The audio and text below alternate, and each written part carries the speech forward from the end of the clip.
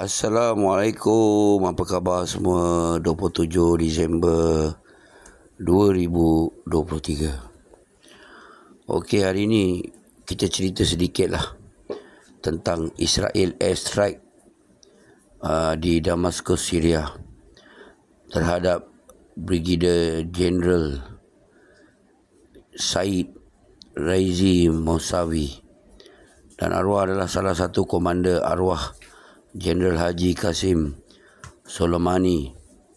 Qasim Soleimani telah dibunuh masa Donald Trump menjadi Presiden US. Dan ini sajalah yang dilakukan oleh Donald Trump mengikut kata neocon.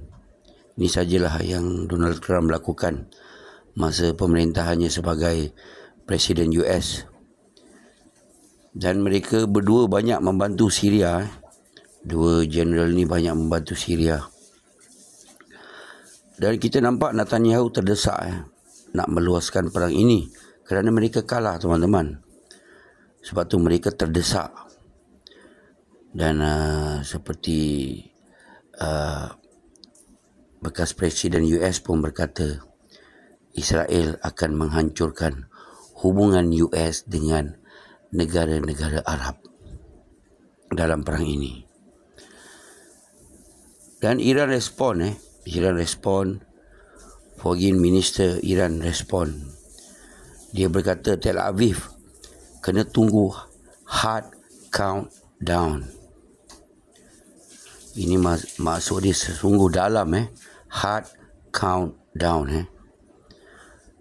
Dan selepas komander ini dibunuh, ada blackout di Israel. Dan ada berita kata ini serangan cyber. Dan US escort kapal-kapal dagang yang melalui Red Sea. Dan belum ada berita yang US berada di Red Sea untuk menyerang Houthi. Dan New York Times pula berkata yang Saudi tak nak campur tangan dengan perang Houthi buat kali kedua. Kerana masa inilah Saudi nak membangunkan negara mereka dalam ekonomi pelancongan. Kerana Saudi tahu kalau mereka membantu US, misal Yaman yang selalu mengganggu Saudi sebelum ini. Dan ini tidak baik untuk pelancongan Saudi. Countdown teman-teman, sebelum tahun baru. Saya rasa Iran berkata countdown ni pasti tahun baru ini.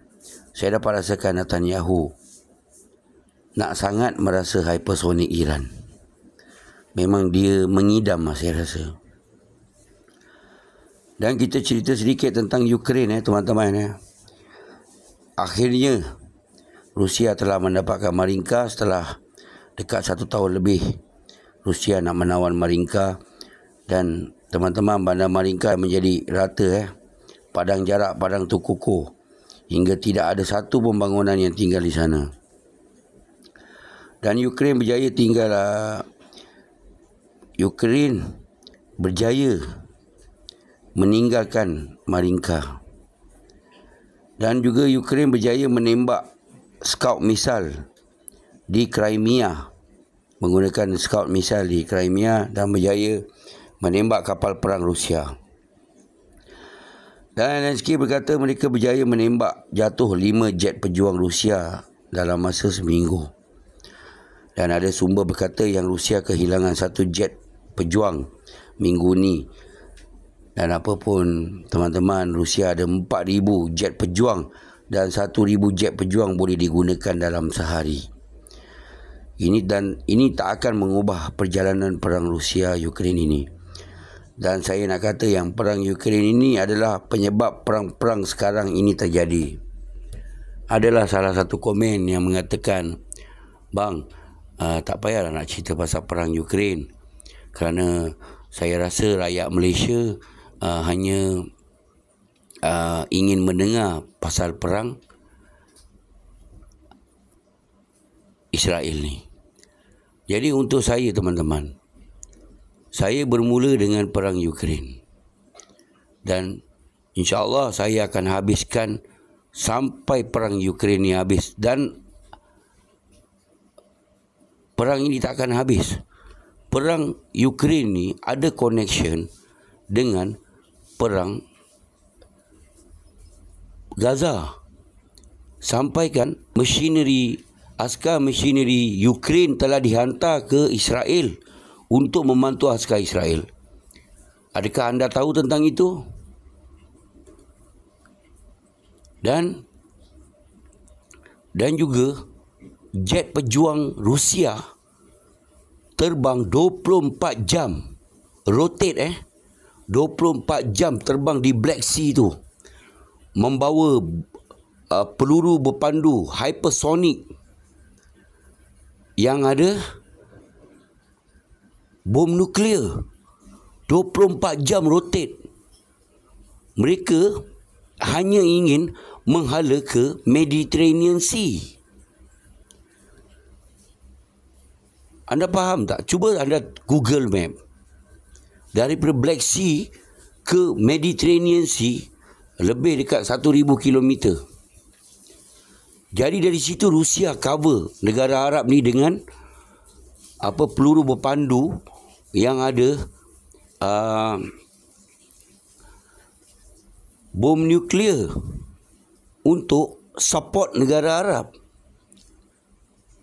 Jadi perang ini makin meluas. 24 jam rotate Ini bukan tugas yang senang untuk membantu negara Arab.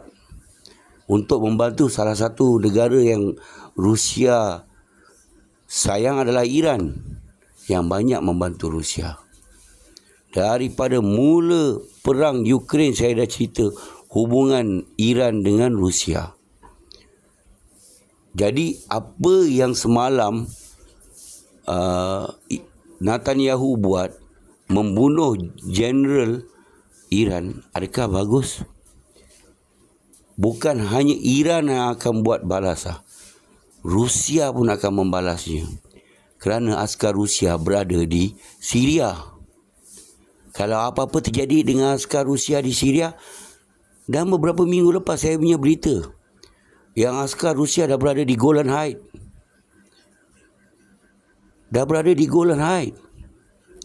Jadi perang ini makin meluas. Sebab tu saya tak nak tinggalkan cerita pasal perang Ukraine. Satu, teknologi perang ni makin hari makin advance. Bukan makin hari makin menggunakan yang tahun lepas punya cara. Tidak, makin advance. Cara serangan apa semua. Jadi saya buat berita ni untuk kita belajar. Untuk biarkan anda semua pergi tengok, pergi lihat sendiri teknologi perang Rusia, Iran yang advance. Jadi kalau satu hari nanti kalau apa-apa jadi kat negara kita, kita dah bersedia, kita dah tahu. Kita dah tahu apa yang akan terjadi. Okey, insya-Allah petang ni kalau ada berita, insya-Allah saya akan buat berita lagi satu. Assalamualaikum. Hoorah everybody.